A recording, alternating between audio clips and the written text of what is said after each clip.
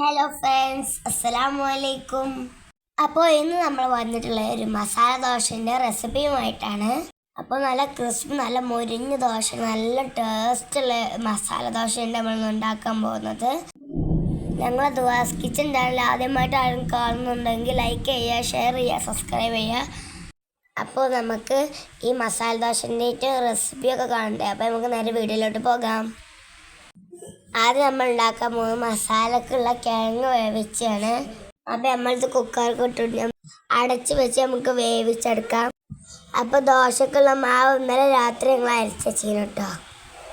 ഈ മാവ് അരക്കാൻ വേണ്ടി നമ്മൾ 3 കപ്പ് അരി എടുത്തിരുന്നു കേട്ടോ. 3 കപ്പ് അരിക്ക് 1 കപ്പ് ഉഴുന്നും 1/2 കപ്പ് ചോറ് കൊടുത്തോണം. നല്ല ഫൈനായിട്ട് നമ്മൾ അടിച്ചെടുത്തിട്ടോ. എന്നിട്ട് അപ്പം മാവ് നല്ലോണം റെഡിയാക്കി നല്ല പൊന്തി വന്നിട്ടുണ്ട്. ഇനി നമുക്ക് ദോശ ചുട്ടെടുക്കാം. ദോശ ഉണ്ടാക്കാൻ ഇത്ര അളവാണ് കേട്ടോ വേണ്ടത്.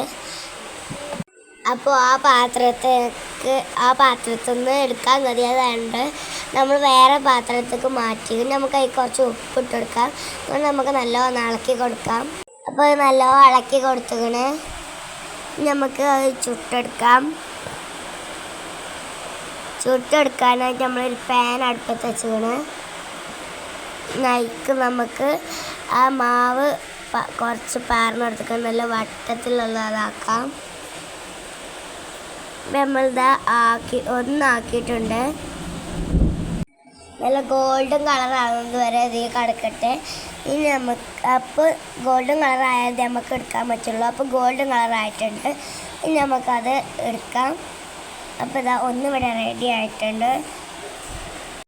അപ്പം മസാല റെഡിയായി. നമുക്ക് മസാല ഉണ്ടാക്കാനുള്ള ചട്ടി അടുപ്പത്ത് വെച്ചിട്ട് കുറച്ച് ഓയിൽ ഒഴിച്ചെടുത്തുകൊണ്ട് കുറച്ച് കടുകും പിന്നെ കുറച്ച് ഉഴുന്നും ഇട്ടെടുത്തുക്കണം.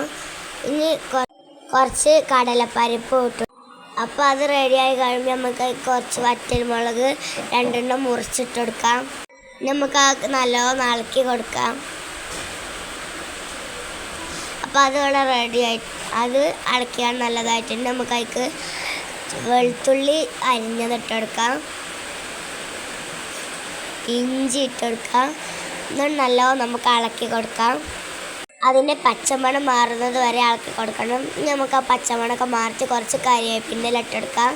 കരിവേപ്പിൻ്റെ ഇട്ടെടുത്ത് നല്ലോണം ഇളക്കി കൊടുക്കണം. നല്ലോണം ഇളക്കി കൊടുക്കണം കേട്ടോ.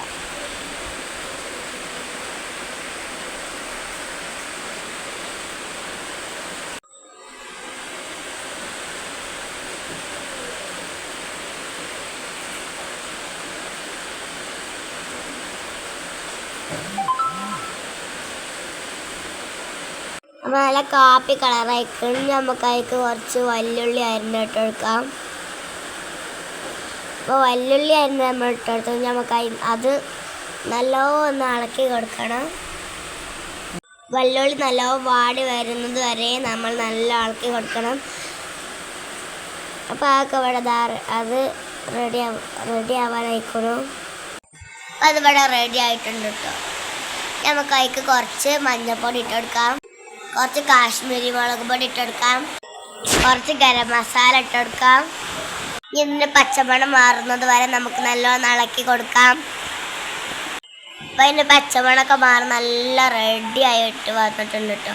നല്ല മഞ്ഞ കളറായിട്ടുണ്ട്. നമുക്ക് അതിലേക്ക് കുറച്ച് കായപ്പൊടി ഇട്ടെടുക്കാം. ഒത്തിരി മതി ഇട്ട് ഓവറാവുക, രസം ഉണ്ടാവില്ല. നമുക്കായിട്ട് നല്ലോണം ഇളക്കി കൊടുക്കാം. അപ്പം നമ്മളെ മസാല റെഡി ആയിട്ടുണ്ട്. എന്നാലും കുറച്ചും കൂടി ഇളക്കി കൊടുക്കണം.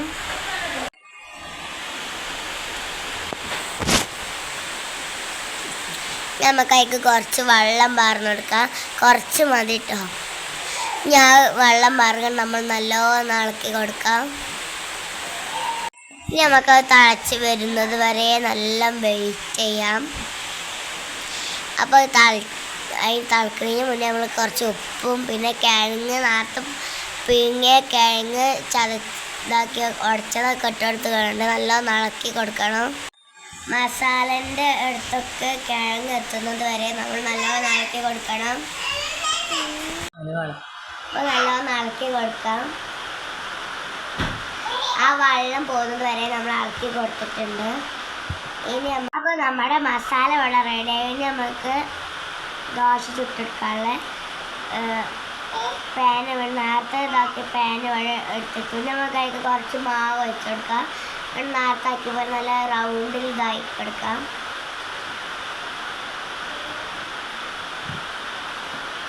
നമ്മളത് ആക്കിയിട്ട് നമുക്ക് ഗോൾഡ് കളറാവുന്നത് വരെ നമുക്ക് വെയിറ്റ് ചെയ്യണം.